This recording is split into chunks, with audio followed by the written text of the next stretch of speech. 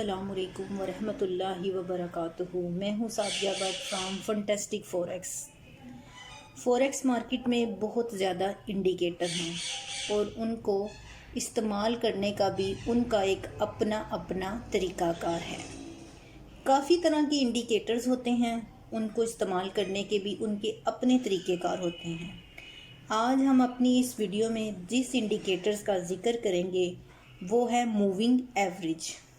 दूसरे इंडिकेटर्स की तरह इस मूविंग एवरेज को भी यूज़ करने का इसका अपना एक तरीका है। यही चीज़ आज इस वीडियो में डिस्कस करेंगे कि ये कैसे काम करता है। मार्केट में मूविंग एवरेज के साथ कब एंट्री लेनी है, कहाँ पे स्टॉप लॉस रखना है और कहाँ पे हमने टीपी सेट करनी है। सबसे पहले इसकी बेसिक को देखते हैं कि मूविंग एवरेज क्या है।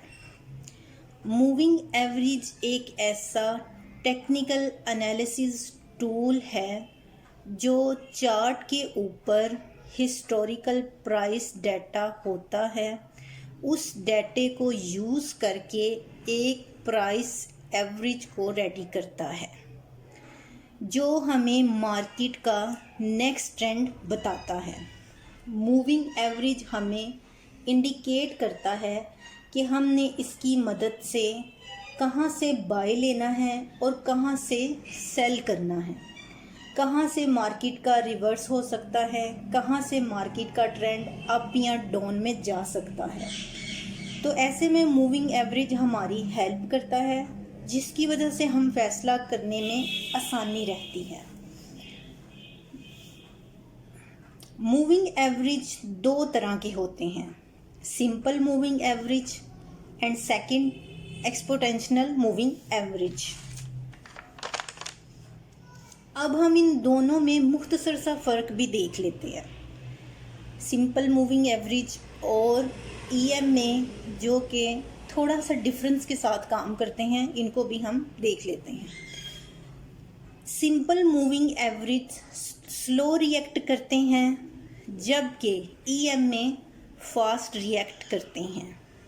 सिंपल मूविंग एवरेज इसमें जितने दिन का पीरियड सेलेक्ट किया जाता है उतने दिन की ही कैंडल्स को कैलकुलेट करके ये एवरेज निकालते हैं। जैसे कि ये सिंपल मूविंग एवरेज की बात हो रही है, जैसे कि अगर हमने 7 दिन की सिंपल मूविंग एवरेज सेट की है तो ये 7 दिन की कैंडल्स की एवरेज निकालेंगे। इसी तरह ये आगे बढ़ते जाते हैं और 8वें दिन की कैंडल को छोड़ते जाते हैं। इस तरह ईएम में जो कि फास्ट रिएक्ट करते हैं वो सिर्फ अपने पास वाली कैंडल्स पर फोकस करके एवरेज निकालते हैं। सिंपल मूविंग एवरेज ज़्यादातर स्विंग ट्रेडिंग में और बड़े टाइम फ्रेम के लिए यूज़ किए जाते हैं, जबकि ईएम में स्कैल्पिंग और डे ट्रेड के लिए यूज़ किए जाते हैं। क्योंकि ईएम की मूवमेंट फास्ट होती है, इसका मेन फोकस जो प्राइस चल रही है उस पर होता है, इसलिए वो हमें मार्केट की सिचुएशन बता देता है कि आगे क्या होने वाला है जब market up and down trend में होती है। जब market up and down trend में होती है तो ये सपोर्ट्स एंड रेजिस्टेंस का काम भी करते हैं। ये 50, 100, 200 के भी हो सकते हैं, ये आपकी मर्ज़ी है। इनका टाइम पीरियड जितना भी हो, ये काम हर पीरियड में एक जैसा ही करते हैं। अब हम इसको अपने टर्मिनल में कैसे सेट करते हैं ये भी देख लेते हैं। सबसे पहले आपने टर्मिनल ऑन करना है, इंसर्ट में जाना है, इंडिकेटर में जाना है, इंडिकेटर के बाद ट्रेंड में और ट्रेंड के बाद मूविंग एवरेज में। इसके बाद ऐसे आपके सामने एक विंडो आएगी। इस विंडो में भी आप अपनी मर्ज़ी की सेटिंग कर सकते हैं, यानी कि आप जितने दिन का पीरियड सेट करना चाहते हैं वो पीरियड सेट कर लें। 15 डेज़ का रखना चाहते हैं, 200 का रखना चाहते हैं, ये आपकी मर्ज़ी पर डिपेंड करता है। उसके बाद आपने अप्लाई कहाँ करना है, कैंडल की क्लोजिंग पर। कैंडल के 4 पार्ट होते हैं, जैसे कि ओपन, क्लोज, लो और हाई, लेकिन हमने इसको हमने अप्लाई करना है क्लोज पर।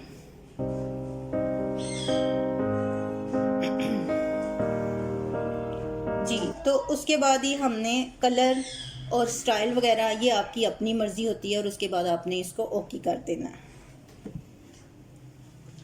आप इसके अंदर जितने दिन का पीरियड सेट करेंगे, ये कैंडल्स उतने दिन की ही एवरेज निकालेगी। मार्केट की मूवमेंट इसके पीरियड के हिसाब से एवरेज निकालेगी। इसके बाद आपको पता ही है कि कैंडल्स की क्लोज पर पेस्ट को रखना है।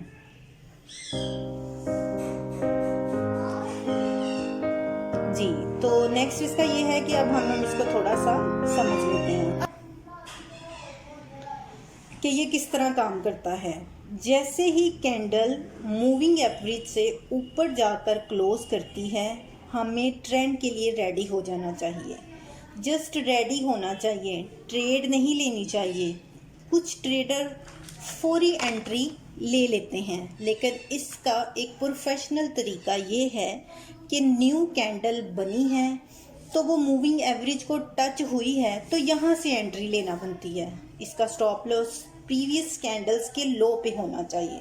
तो इस हिसाब से ट्रेड करें, अपनी मनी बैलेंस के हिसाब से ट्रेड लें। अगर आप सिर्फ मूविंग एवरेज के साथ काम कर रहे हैं और किसी दूसरी चीज़ का सहारा नहीं ले रहे, तो फिर आपको मैक्सिमम कम से कम कैंडल्स के बारे में इल्म होना चाहिए कि नेक्स्ट कैंडल की क्लोजिंग ओपन बंद हो रही है या वो हाई बना रही है, लो बना रही है, तो वो किस चीज़ का इशारा कर रही है। अगर आपके पास कैंडल्स का इल्म नहीं तो फिर आपके लिए ये मुश्किल हो सकता है। कैंडल्स की वजह से ही हमें पता चलता है कि जो कैंडल बनी है वो हमें किस बात का इशारा दे रही है। H1 और 15 मीटर के टाइम फ्रेम पर इसको यूज़ कर सकते हैं अगर आपके पास टाइम की कमी है, और अगर टाइम ज़्यादा है तो H4 पर इसका यूज़ किया जा सकता है। लॉन्ग ट्रेड के लिए वेट करना होता है, एंट्री और क्लोजिंग के लिए भी आपको देखना पड़ता है। इसको छोटे टाइम फ्रेम पर जब आप यूज़ करते हैं तो आपको पता ही है कि छोटे टाइम फ्रेम पर ट्रेंड जल्दी जल्दी चेंज होते रहते हैं, बाय सेल जल्दी ट्रेंड बनते हैं। तो फिर आप उसी हिसाब से इस पर काम कर सकते हैं। चलिए अब हम इसको थोड़ा सा और मज़ीद समझ लेते हैं। जैसे कि ये एक मूविंग एवरेज हमारे सामने है, इसमें जैसे ही सेल की कैंडल मूविंग एवरेज को क्रॉस करती है तो ये इस बात का इशारा दे रही है कि अब मार्केट सेल की तरफ जाएगी। ये आप देख सकते हैं कि ये काफ़ी अच्छी सेल की एंट्री मिली है। उसके बाद आप देख सकते हैं कि यहाँ काफ़ी ज़्यादा कैंडल्स बनी हैं जो इस बात का इशारा दे रही हैं कि अब मार्केट का ट्रेंड चेंज होने वाला है। आपके पास कैंडल्स का इल्म होना ज़रूरी है ताकि आपको इस बात का इशारा मिल सके कि आप अपनी प्रॉफिट क्लोज करेंगे या बुक करेंगे। अब आप इसमें भी देख सकते हैं कि यहाँ एक बाय का ट्रेंड चल रहा है। यहाँ कैंडल्स मूविंग एवरेज को टच तो कर रही हैं लेकिन क्रॉस करके न्यू ट्रेंड नहीं बना रही, बार बार मार्केट रिटेस्ट कर रही है और हर रिटेस्ट पे ये आपको एक अच्छी एंट्री दे रही है। यहाँ पे सब एंट्रीज बाय की हैं क्योंकि ये एक बाय का ट्रेंड बना रही है।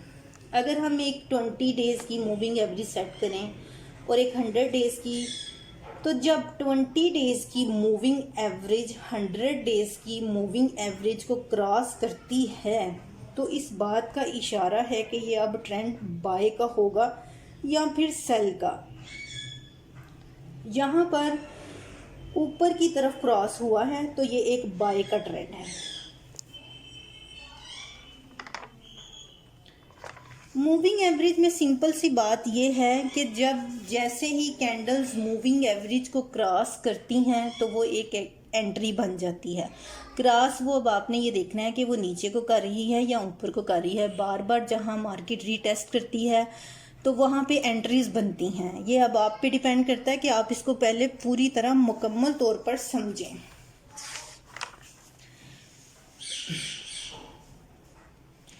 जितनी दफ़ा ये कैंडल्स को क्रॉस करती है, नया ट्रेंड बनाती है, इतनी ही हमें एंट्रीज मिलती जाती हैं। इन शॉर्ट मैं अब यही कहूँगी कि आप कोई भी टाइम फ्रेम में इसको सेट करें, लेकिन आपका एक तरीकाकार होना चाहिए। लंबा कमा सकते हैं, मार्केट से अच्छा प्रॉफिट ले सकते हैं अगर आपको ये सब समझ में आता है और तरीक़ाकार भी इसका पता है, रीटेस्ट पर ही एंट्री लेनी है, डेमो पर ख़ुद को आजमाएं, डेमो पर ज़्यादा से ज़्यादा काम करें। फॉरेक्स एक बहुत बड़ी मार्केट है, पहले इसको समझें फिर इस पर काम करें। वीडियो पसंद आई हो तो लाइक ज़रूर कीजिएगा। अल्लाह हाफिज़।